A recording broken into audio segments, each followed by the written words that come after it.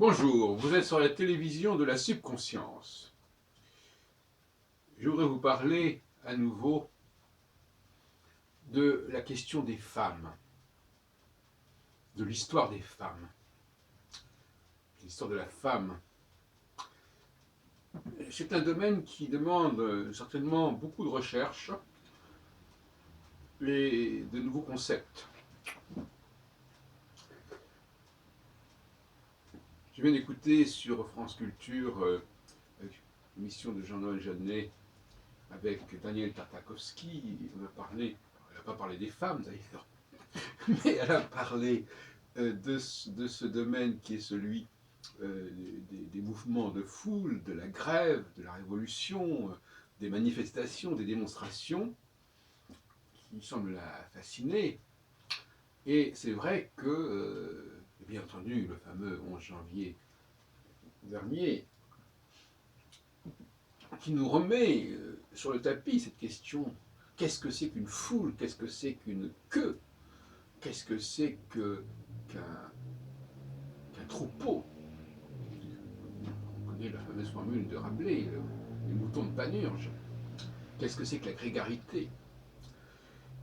Quand on regarde les revendications féminines, on s'aperçoit de leur extrême ambiguïté, ou du moins de leur extrême dualité. C'est-à-dire que, à la fois, elles revendiquent une amélioration de la condition féminine, une amélioration statistique, parce qu'en fait, c'est bien ça, de la proportion des femmes dans telle et telle enceinte, parmi les députés, parmi les candidats, dans une égalité des droits, etc. Mais ça, ce sont des revendications collectives. Et ces revendications collectives, elles sont supposées régler le problème des carrières individuelles. Et c'est là qu'il y a une contradiction, en tout cas une ambiguïté extraordinaire. Mais chacun essaye, bien évidemment, il voit midi à sa porte. On voit bien que les femmes sont dans le collectif et qu'elles imaginent que par le biais du collectif, elles vont résoudre le problème de l'individuel, elles vont résoudre le problème des grands leaders, des grands chefs, etc. Et c'est là qu'il y a une illusion de leur part, une chimère. En réalité, je l'avais déjà pressenti, mais je n'avais pas mis le doigt dessus, en réalité, elles sont malgré tout formées et programmées pour débattre du collectif. C'est-à-dire, elles ne sont pas égocentrées en quelque sorte. C'est à la fois une qualité et un défaut de ne pas l'être ou de l'être. Elles ne sont pas égocentrées, elles sentent instinctivement que c'est une cause collective et qu'elles ne pourront pas résoudre le problème de leur cas personnel sans passer par le collectif. Ce qui en réalité est également une théorie bizarre.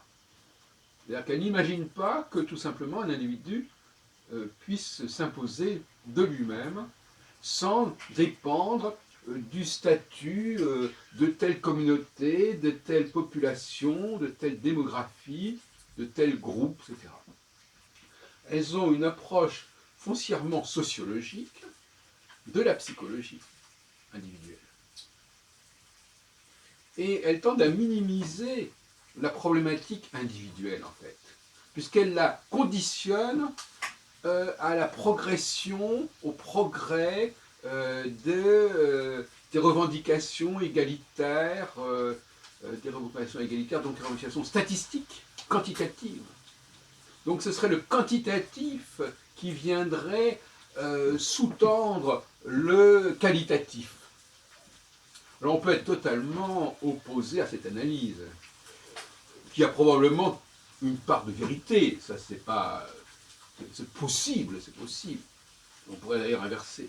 Mais néanmoins, cette façon de tirer le problème constamment, quand vous discutez avec une femme de sa carrière, elle vous parle constamment des difficultés propres aux femmes, propres à telle catégorie. Ça peut être aussi telle minorité.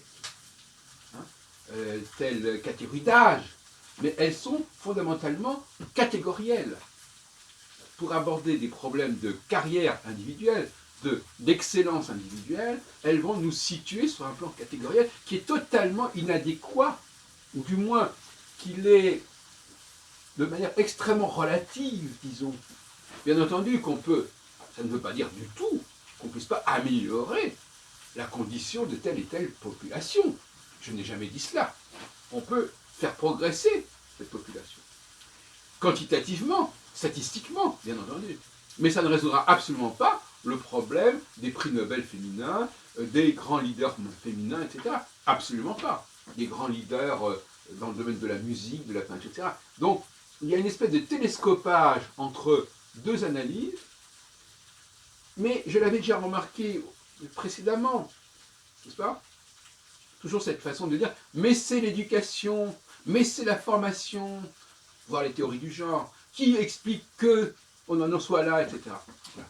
Donc elles ont une sensibilité sociologique qui est tout à fait compréhensible, puisque la sociologie, justement, c'est précisément l'étude des phénomènes collectifs, c'est le problème des sciences sociales. Donc c'est normal qu'elles se sentent spécialement à leur aise dans le domaine de la sociologie et de la société, et qu'elles veuillent tout expliquer par le biais, par le truchement de la sociologie. Cela dit, une question qui revient et qui n'a pas été élucidée, pour revenir à ce que disait Jean-Noël Jeanneney avec Madame Tartakovsky, à savoir que on ne sait pas très bien comment les manifestations sont organisées. Donc c'est un autre problème. Bon.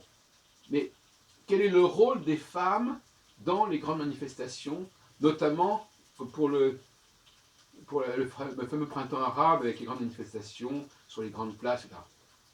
Quel a été leur rôle? Certains me diront, bah, on voit pas, il n'y a pas que des femmes qui manifestent, ça c'est clair.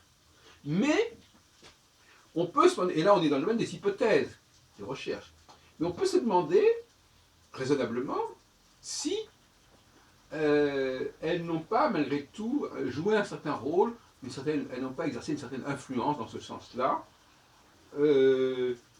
C'est peut-être une fausse piste, effectivement, parce que je crois que la problématique majeure, c'est celle que j'ai exposée tout à l'heure, c'est-à-dire cette idée qu'il faut revendiquer une amélioration de la collectivité à laquelle on appartient, ou d'une telle ou telle collectivité, d'où une grande sensibilité au problème d'antisémitisme, d'où une grande sensibilité aux problèmes liés à l'immigration, etc., des sensibilités d'ordre collectif, et donc elles ont effectivement une tête politique, ces femmes, c'est évident.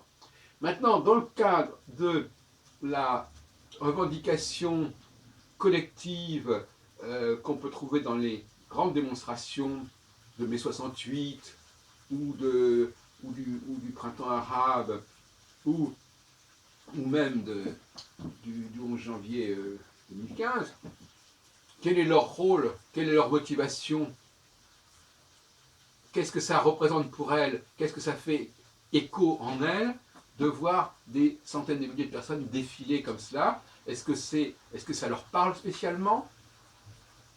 Est-ce qu'elles ont un processus identitaire puissant qui fait qu'elles se reconnaissent et elles se comprennent à travers le collectif auquel elles appartiennent? Voilà tout un ensemble de questions qui se posent aux sociologues.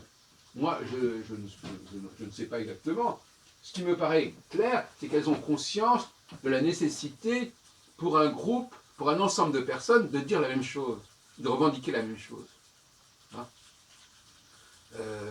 Par exemple, moi j'ai une amie qui a un enfant autiste, elle a malgré tout, quelque part, instinctivement et viscéralement, une approche collective. Il faut améliorer le système, il faut améliorer le traitement qu'on accorde aux enfants autistes, etc. Même si elle est préoccupée par son enfant, elle ne peut pas le percevoir sinon à travers le collectif, parce que c'est à ce niveau-là qu'elle comprend quelque chose. Elle n'arrive pas tellement à analyser un cas particulier, mais elle arrive à comprendre qu'au niveau collectif, il y a quelque chose à faire, il y a un progrès à faire. Donc elles arrivent à comprendre la nécessité de progrès collectif, elles n'arrivent pas forcément à comprendre la nécessité d'avancer dans une recherche scientifique, je veux dire, dans une recherche créative. Les notions de progrès ne sont pas les mêmes, la notion de progression n'est pas la même. Donc, effectivement, il y a là une mobilisation qui implique une répétition, le fait de répéter des slogans, le fait d'aller dans la même direction. Hein, une démonstration, ça va dans une certaine direction, c'est un défilé, c'est une manifestation. Hein. Donc il y a là un phénomène qui n'aurait pas de sens individuellement. Une personne qui se promène toute seule dans la rue, ça ne veut rien dire. 10 000 personnes, ça veut dire quelque chose. Et on est aussi dans une logique de consommation de masse média. C'est-à-dire qu'effectivement, les choses ne prennent tournure dans notre société que parce qu'il y a un phénomène de masse. Au niveau d'une élection, au niveau commercial, tel produit, Apple, je ne sais pas quoi, a eu tant de personnes qui ont suivi, l'audimat a dit que, voilà, on est dans les chiffres. Ce qui est extraordinaire chez les femmes, c'est les chiffres. Elles ont une sorte de fascination pour les chiffres. Combien de millions de gens ont voté pour celui-ci? Combien de millions de gens ont acheté tel appareil? Combien de millions de gens ont suivi telle émission? Combien de millions de gens ont manifesté dans la rue, etc., etc. Elles fonctionnent comme ça. Et en fait, elles ont énormément de mal à penser en niveau individuel. C'est ça le problème.